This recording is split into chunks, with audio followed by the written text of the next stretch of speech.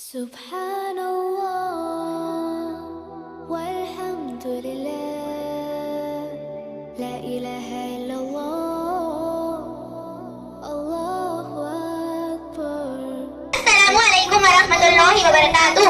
Natural disaster. A natural disaster is a dangerous event caused by nature that damage people, building and environment. कुदरती आफत एक ऐसा खतरनाक वाकया होता है जो कुदरत की वजह से पेश आता है। उससे लोगों, इमारतों और माहौल को नुकसान पहुंचता है। First, earthquake. An earthquake is the sudden shaking of the ground caused by movement inside the earth. जलजला जमीन के अंदर हरकत की वजह से जमीन का अचानक हिलना है। शाबाश। वोल्केनो इज आर्टिफिशियल बहुत खतरनाक होता है। आर्टिफिशियल जब बढ़ता है तो उसमें से राख, धुआं और गर्म लावा निकलता है। इसकी वजह से आसपास के लोगों और जानवरों को नुकसान पहुंचता है। शाबाश। वायफाई यानी ऐसी बड़ी आग होती है जो जंगलों, घास के मैदानों या दरख्तों वाले इलाकों में कुदरती तौर पर या इंसानों की वजह से लग जाती है और तेजी से फैलती है। जज़ाकल्लाह। शाबाश, वेरी गुड।